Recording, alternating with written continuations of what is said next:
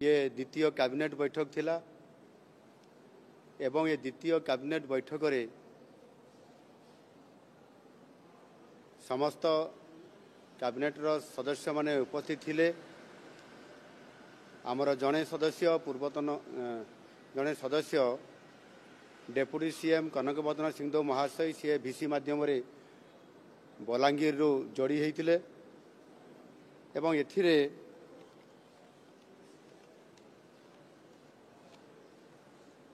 पांचटी प्रस्ताव थिला एवं ये पांचटी प्रस्ताव आज लंबा समय 3 घंटा पर्यंत आलोचना हला परे सबु निष्पत्ति गुड़िक आमर प्रस्ताव गुड़िक निष्पत्ति निया जाइछि। प्रथम प्रस्ताव है राज्य रे सर्वनिम्न मजूरी जो संशोधन करिवार आवश्यकता थिला ताहा आज निष्पत्ति क्रमे आज ताकू संशोधन करा जाइछि। सर्वनिम्न मजूरी अधिनियम 1948 प्रावधान अनुजाई आमर जो अनुसूची रे सर्वनिम्न मजूरी तार धार्य समीक्षा और संशोधन करने को राज्य सरकार क्षमता प्राप्त अछंती ता उपरे आलोचना करा जाइथिला एवं वर्तमान सर्वनिम्न मजूरी संशोधन संपर्क में प्राप्त होइतबा आपत्ति और परामर्श गुड़िक जत्नर सह विचार करिबा परे सरकार अणकुशली अर्धकुशली कुशली एवं आपंकर उच्च कुशली श्रमिक मानकर पाई सर्वनिम्न समय भित्तिक दैनिक मजूरी जहाँ पूर्वरे थिला यथाक्रमे आपंकर 352 टंका थिला ता 450 टंका को वृद्धि करिया पई आज निष्पत्ति निया गला। एथिरे 98 टंका वृद्धि करा जाइछि। आपंकर कुशली तांकर पूर्वरे थिला 392 टंका एथिरे 500 टंका वृद्धि करा जाइछि। 500 टंका को वृद्धि करा जाइछि जो कि 108 टंका एथिरे अधिक रखा जाइछि। एवं आपंकर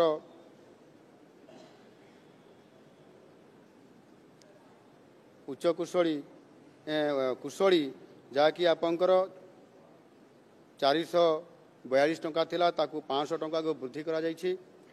एथिरे 108 टंका वृद्धि होइछि एवं अति बा उच्च कुशली जहाँकि आमर 502 टंका थिला ताकू 600 टंका को वृद्धि करा जाइछि। एथिरे 98 टंका वृद्धि होइछि एवं याकू सर्वशेष संशोधित खंडभित्तिक सर्वनिम्न मजूरी हार को यह एक्चुअली 25% वृद्धि करा जाइछि। द्वितीय प्रस्तावटी थिला आमर ओडिया भाषा साहित्य संस्कृति विभाग अधीन रहिथिबा आमर ओडिया अस्मिता निमित्त एवं एथिरे आज जो निष्पत्ति गुड़िक निया जाइछि सेथिरे ओडिया अस्मिता को उज्जीवित करिबा पई एवं ओडिशार कला साहित्य स्थापत्य संस्कृति और ऐतिह्यर प्रचार प्रसार को प्रोत्साहित करिबा पई एथिरे आजिर कैबिनेट बैठक रे गोटिए ओडिया अस्मिता पई प्रारंभिक भाव में गोटिए स्वतंत्र पांठी बा कॉर्पस फंड गठन करा जाइछि। सेतिरे 200 कोटी टंका रखा जाइछि।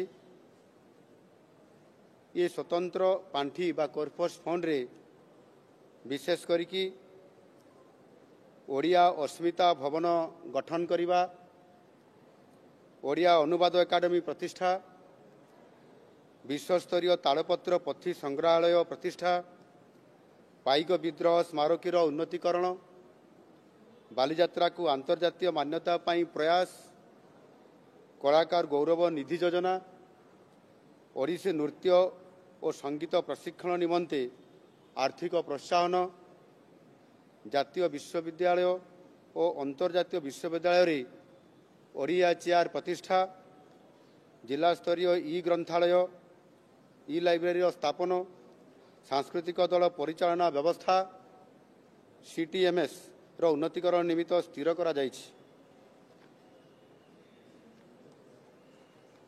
ए संबंधी डिटेल गाइडलाइन प्रस्तुत करने को विभाग को निर्देश दिगला एवं एक्सपर्ट मानक नहीं एक कमिटी गठन करा जिवो। भविष्य में आवश्यकता अनुसार कॉर्पस फंड रो आकार मध्य वृद्धि करा जिवो। प्रस्तावित सुपारिश को आहुरी व्यापक करने को कैबिनेट निष्पत्ति प्रदान कले। तृतीय प्रस्तावटी स्कूल एवं मास एजुकेशन ये विभाग जो राज्य में प्राथमिक और उच्च प्राथमिक विद्यालय गुड़िकर शिक्षार गुणात्मक मान वृद्धि निमंते 20,000 कनिष्ठ शिक्षक योजना भित्तिक नियुक्ति निमंते ओडिशा विद्यालय शिक्षा कार्यक्रम प्राधिकरण तरफ विज्ञापन प्रकाश करा जायथिला। ए मामलार विचार करी राज्यर मान्यवर उच्च न्यायालय कंप्यूटर बेस्ड टेस्ट सीबीटी परीक्षा फल आधार में आवेदनकारी योग्यता भित्तिक तालिका प्रस्तुत करने निमंते निर्देश देइथिले। उक्त निर्देशनामा अनुଯାयी आवेदनकारी योग्यता भित्तिक तालिका प्रस्तुत करा जाई अछि।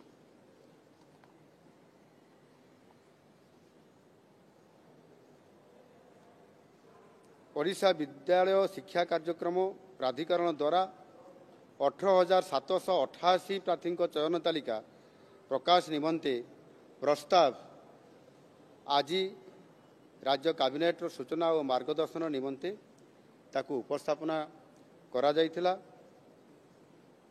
चयन तालिका अंतर्भुक्त प्रार्थी मानकर सर्टिफिकेट वेरिफिकेशन एवं नियुक्ति प्रक्रिया को त्वरान्वित करने को कैबिनेट विद्यालय और गणशिक्षा विभाग को निर्देश देइछंती।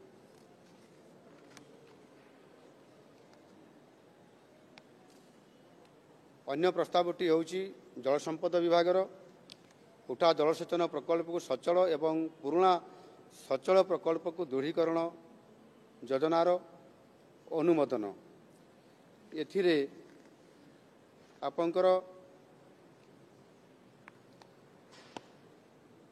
अचल गोष्ठी उठा जलसेचन प्रकल्प सचल पुराना सचल प्रकल्पर दृढ़ीकरण योजना माध्यम 2065 गोटी अचल प्रकल्प को सचल करा जाई आपातत 59,292 हेक्टर चाष जमी को पुनर्जलसेचन एवं 10,152 गोटी पुराना सचल प्रकल्पर सुदृढ़ीकरण करा जाई प्राय 2,26,888 हेक्टर परिमित सेचांचल चाष जमी को जलसेचन क्षमता सहित जलसेचनर सुपयोगरे समता आनिबा लक्ष्य योजनाटी को हाथ को निया जाई अछि, जहाद्वारा अचल प्रकल्पर पुनरुद्धार सहित प्रकल्प गुड़ी को अचल हेबार संभावना को रोका जाई पारिबो। सेथिपाई आगुआ भावरे यहाकू कार्यक्रम करिबा पाई आज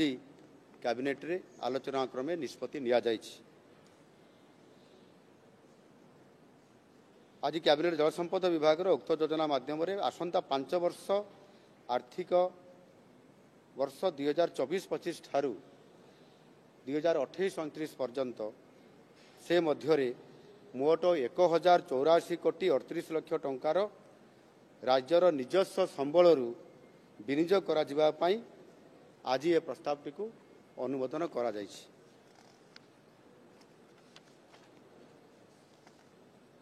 एवं आपंकर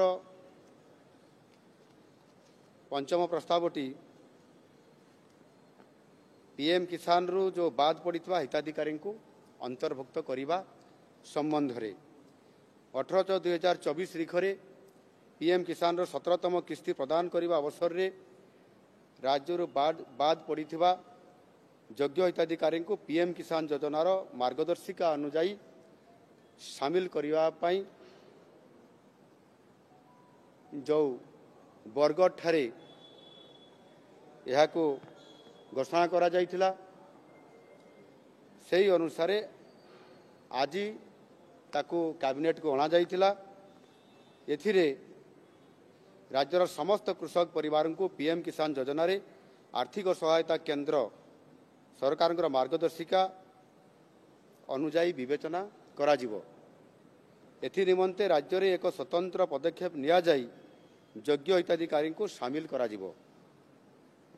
वर्तमान मीडियम लार्ज एवं सहरांचल रोहुतबा कृषक माने पीएम किसान रु वंचित अछंती। आजिर निष्पत्ति परे ए समस्त वर्गर अर्थात मीडियम लार्ज एवं सहरांचल रोहुतबा चाषी योग्य विवेचित कृषक मानकु पीएम किसान योजना रे अंतर्भुक्त करिया पई कृषि विभाग को तुरंत कार्यानुष्ठान देवा पई एथिरे तांकु परामर्श दिया गला एवं जहाँ आशा करा जाउछि एथिरे 5 लाख रु 6 लाख पर्यंत चाषी जो माने योग्य हिताधिकारी थिले किंतु तत्कालीन सरकार जो काड़िया योजना रो क्राइटेरिया अनुसार मध्य पीएम किसान रो चाषी पीएम किसान रे ए चाषी माने ही पाइबा पई जो क्राइटेरिया रखी देइथिले सेथि पई आपनकर एमाने वंचित होइथिले एवं सेटा को आमे आज ए हडल्स को आमे उठै देलु एवं जहाँ पीएम किसान रो गाइडलाइन अछि सेही आधार रे सेमानंकु अंतर्भुक्त करिकरी 6 लाख पर्यंत चाषी को सेतिरे योग्य हिताधिकारी तालिका रे प्रवेश करा जिवो एवं सेमानंकु आसंता दिन मानकरे जेते बेले घोषणा हबो परवर्ती फेज रो सेतिरे सेमाने अधिक 6 लाख अंतर्भुक्त हेबे एवं एमाने ये सुविधा पाई परिबे। एणु आज ये कैबिनेट द्वितीय कैबिनेट बैठक ये जो गुरुत्वपूर्ण विषय आलोचना होता ता उपरे आमे ताकू आज संपृक्त विभाग को परामर्श देइछु एवं ताकू किभली भाव तुरंत कार्यकारी करिया पई सरकार आवश्यक पदक्षेप नौछंती। आजिर निष्पत्ति खूब शीघ्र निश्चित भाव में अनेक कार्यक्रम अच्छी जहाँकि 100 दिन रो जो कार्यखसटा अच्छी आम नुआ सरकार इथिरे मध्य अनेक गुड़िया योजना गुड़िक कार्यकारी बा लंचिंग तार करा जिबार मध्य व्यवस्था अच्छी या खूब शीघ्र कार्यकारी करा जिवो। आज प्रेस विज्ञप्ति रे जो कथा आज आमे रखिलु ता निश्चित भाव में ओडिशार लोकमानकर पाखकु ये वार्ता निश्चित भाव में जीवो। सेतिपाई आपण मान पाखरे मध्य आमे कथा को रखिकी आपण मान को अनुरोध कलु निश्चित भाव में ताकू तलकू पहुँचाइबा। धन्यवाद।